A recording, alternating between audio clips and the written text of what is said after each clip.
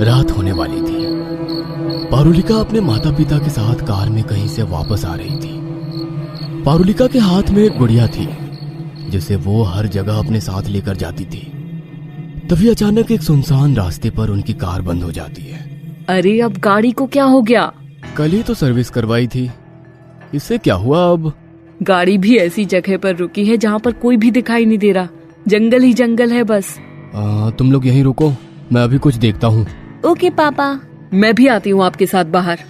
वीना और वीरेंद्र कार से उतर जाते हैं। वीरेंद्र कार को चेक करने लगता है कि तभी इसी बीच वीना और वीरेंद्र को चक्कर आने लग जाता है और दोनों बेहोश हो जाते हैं।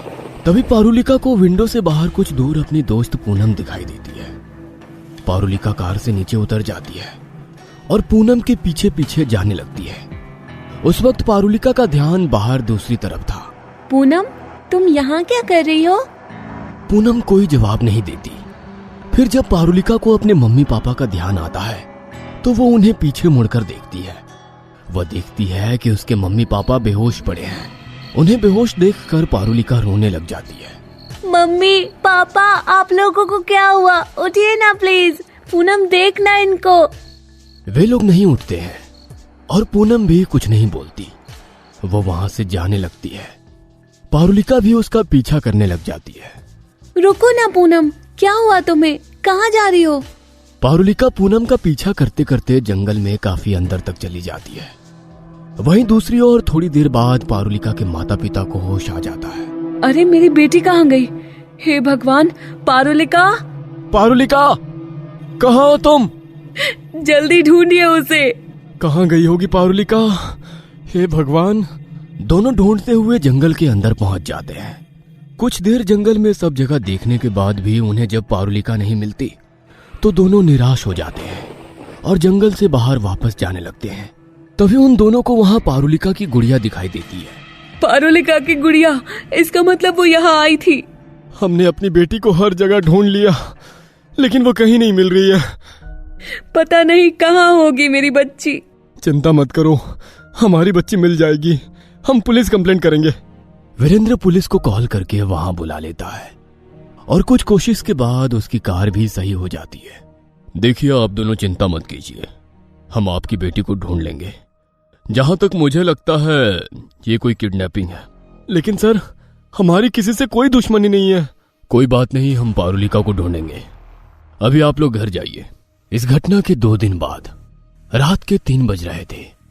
सब सो रहे थे कि तभी नींद में वीना को पारुलिका की आवाज आती है।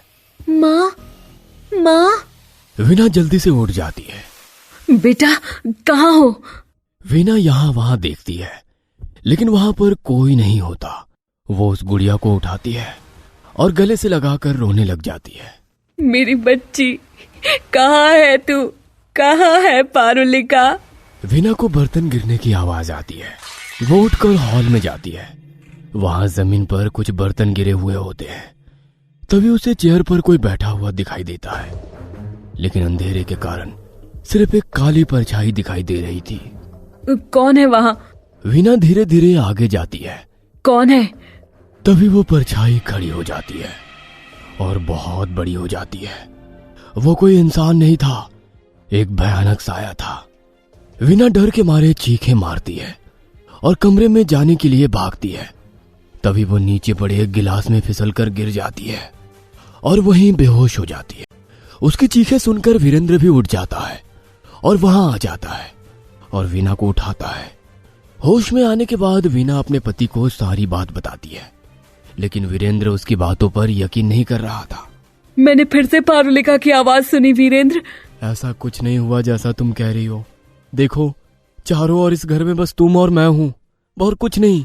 और हमारी बेटी के लापता होने की वजह से तुम्हें ये वहम हो रहा है, बस, और कुछ नहीं। मुझे कोई वहम नहीं हो रहे वीरेंद्र। मुझे हर रात सच में हमारी बेटी की आवाज सुनाई देती है।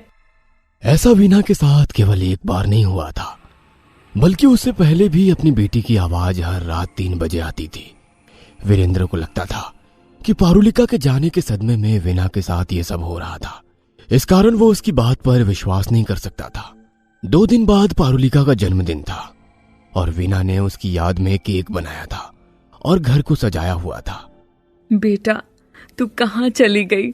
जल्दी से लौट कर आ जा। मैं तेरे लिए और अच्छी अच्छी गुड़िया ला दूंगी, बस तू घर आ जा।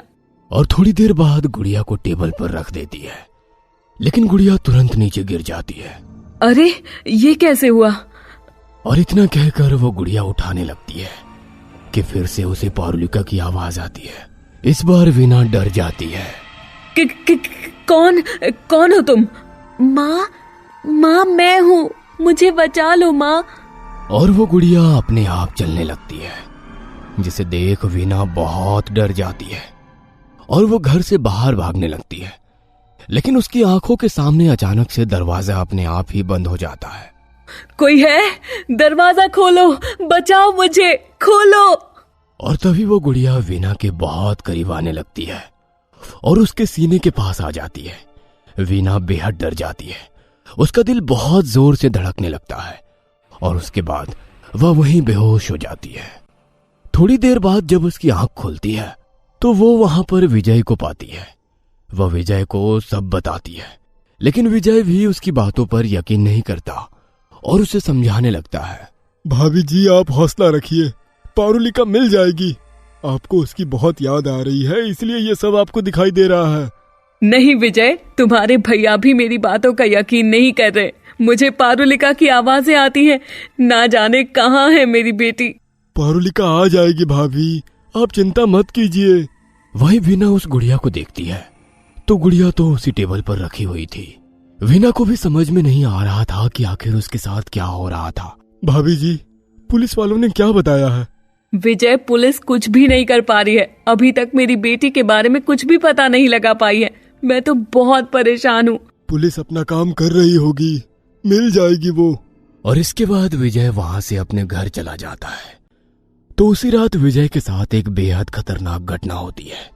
करीब रात के 2 बजे विजय की आंख खुलती है तो वो देखता है कि उसकी पत्नी जया वहां पर नहीं है और वो उसे ढूंढते हुए किचन में जाता है। किचन में जाने पर वो देखता है कि उसकी पत्नी अपने संतुलन से एकदम बाहर हो गई थी और उसने कांच के बर्तन तोड़कर जमीन पर फैला रखे थे। जया बिखरे बालों से अलमारी के बिल्कुल ऊपर ऊंचाई पर चढ़कर बैठी थी। जया, तुम्हें ये क्या हो गया है? होश में आओ, तुम वहां कैसे चढ़ गई? नीचे आओ। जया बहुत भयानक तरीके से हंस रही थी। जया के हाथ में एक कांच का टुकड़ा था। वो चेहरे और शरीर पर कट लगाने लगती है, जिससे उसका चेहरा और शरीर जख्मी हो जाता है, खून बहने लगता है। जया, रुक जाओ प्लीज, ये सब मत करो। ये क्या हो रहा है? हे भगवान, ये हमने क्या कर दिया? वहां हर जगह खून ही खून हो जाता है। कुछ ही देर में जया बेहोश हो जाती है और वहां से नीचे गिर जाती है। उसके सिर में चोट लगती है और सिर से भी खून बहने लगता है। जया उठो, जया। जया उसका कोई जवाब नहीं देती और तभी कुछ अजीब सी आवाज आती है। विजय पीछे मुड़ता है और तभी एक काला साया उसे धक्का दे देता है, जिससे विजय वहां पड़े कांच के टुकड़ों पर जोर से गिर जाता है और वहीं पर उसकी मौत हो जाती है। वहीं वीना और उसके पति को जब ये बात पता चलती है तो वे लोग भी काफी दुखी होते हैं। इस घटना के 3 दिन बाद जया वीना के घर जाती है और उस समय बहुत रो रही थी। मत रो जया, अब जाने वाले की कमी तो हम पूरी नहीं कर सकते, लेकिन हम सब हमेशा तुम्हारे साथ हैं। मैं उस बात पर नहीं रो रही भाभी। तो क्या बात है जया, बताओ मुझे, क्यों रो रही हो तुम? मुझसे बहुत बड़ी गलती हो गई है भाभी। मुझे पता है कि आप दोनों मुझे माफ नहीं करेंगे, लेकिन अभी ये सब बताना बहुत जरूरी है। आखिर कौन सी गलती हुई है? पारुलिका की गुड़िया में आपकी बेटी की आत्मा है। ये क्या बकवास है? भाई साहब, ये सब मैंने एक बाबा के साथ मिलकर किया था। मैं आप लोगों से बहुत जलती थी। मेरा कोई बच्चा नहीं था और जब भी आप लोगों को पारुलिका के साथ इतना खुश देखती तो मुझे वो खुशी बर्दाश्त नहीं होती थी। तो बस मैंने सोच लिया था कि मैं भी आप लोगों की खुशी खत्म करके आपको मुझ जैसा बिन बच्चे का बना दूंगी। पर हमने तुम्हारे साथ कभी कुछ गलत नहीं किया। आप लोगों की तरक्की और खुशी देखकर मैं परेशान हो गई थी, इसलिए मैंने आप लोगों के साथ ऐसा किया। लेकिन ये सब करना मेरे और मेरे पति पर ही भारी पड़ गया। पारुलिका कहाँ है मुझे पता है। कहाँ है मेरी बेटी? कहाँ है मेरी बेटी? जल्दी बताओ। वो मानीपुर के पास के गांव में एक बाबा रहते हैं, उन्हीं के पास है पारुलिका। मुझे माफ कर दो प्लीज, हमें लेकर चलो वहां। सभी लोग जल्दी से उस पते पर पहुंच जाते हैं। उस समय वीरेंद्र और वीना को जया के किए पर बहुत गुस्सा आ रहा था, लेकिन वे लोग उसकी हालत को देखकर उसे माफ कर देते हैं। खैर, वे तीनों गुड़िया के साथ वहां पहुंचकर बाबा से इस समस्या का हल पूछते हैं, क्योंकि केवल बाबा ही थे जो कि पारुलिका को वापस ला सकते थे। बाबा जी, हमें आपसे कोई शिकायत नहीं है, बस आप मेरी बेटी को वापस ला दीजिए, हम हाथ जोड़कर प्रार्थना करते हैं। बाबा जी प्लीज बताइए कहाँ है हमारी बेटी। इस गुड़िया से हमारी बेटी की आत्मा को बाहर निकालिए बाबा जी। बाबा हाथ उठाकर एक संदूक की तरफ इशारा करते हैं। वीरेंद्र उस संदूक को खोलता है। उसमें पारुलिका होती है। यह केवल पारुलिका का शरीर है, इसकी आत्मा अभी शरीर से बाहर है। बाबा जी कुछ कीजिए, इसकी आत्मा को वापस ले आइए। पूजा थोड़ी कठिन है, इसमें जान भी जा सकती है। आप लोगों को थोड़ा सावधान रहना होगा। कोई बात नहीं, आप कीजिए। अगर पूजा के दौरान कोई भी आवाज लगाए या दिखाई दे तो जाना मत, वरना मौत भी हो सकती है। इसके बाद बाबा जल्दी से पूजा शुरू करते हैं। पूजा के समय सभी लोगों को काफी कठिनाइयों का सामना करना पड़ता है। वहां चारों तरफ कई आत्माएं भटकती हैं। इसी बीच वीना को पारुलिका की आवाज आती है और उसे पारुलिका दिखाई भी देने लगती है, लेकिन वीना उसके पास नहीं जाती। माँ यहाँ आओ, जल्दी आओ ना, मेरी मदद करो माँ। और देखते ही देखते वीना की आंखों के सामने उसकी बेटी पारुलिका का रूप लिए हुए जो चुड़ैल होती है वो अपने असली रूप में आ जाती है, जिसे देख वीना की रूह कांप जाती है। फिर जया को भी विजय दिखाई देता है। वो उसे बुलाने लगता है। जया जल्दी से उठकर उसके पास चली जाती है। विजय, तुम आ गए वापस। विजय का चेहरा भयानक तरीके से बदल जाता है, क्योंकि वो एक भूत था। वो जया का गला दबाने लगता है और उसे गले से पकड़कर हवा में उठा लेता है और जोर से फेंक देता है। जमीन पर गिरते ही जया अपना दम तोड़ देती है और उसकी वहीं मौत हो जाती है। जया, जया, हे भगवान। आसपास कई काले साए और भूत घूम रहे थे। पारुलिका की आवाज भी वीना को बार बार सुनाई दे रही थी। इस सब के थोड़ी देर बाद पूजा समाप्त हो चुकी है। चिंता की आवश्यकता नहीं है अब। लेकिन हमारी बेटी कहाँ है बाबा जी? वो देखो। दोनों पीछे मुड़कर जैसे ही देखते हैं, वहां पीछे पारुलिका खड़ी होती है। उसे देख दोनों काफी खुश हो जाते हैं और उसे गले लगा लेते हैं और बाबा को धन्यवाद देकर अपने घर चले जाते हैं।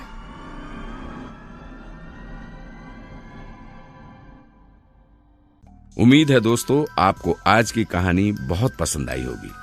ऐसी और हॉरर स्टोरीज के लिए हमारे चैनल को सब्सक्राइब करें और बेल आइकॉन का बटन दबाना ना भूलें। और अगर आप अपनी कहानी हमारे साथ शेयर करना चाहते हैं तो हमें ईमेल जरूर करें। हमारी ईमेल आईडी नीचे डिस्क्रिप्शन बॉक्स में दी गई है। और हाँ, वीडियो को लाइक और शेयर करना ना भूलें। Thank you.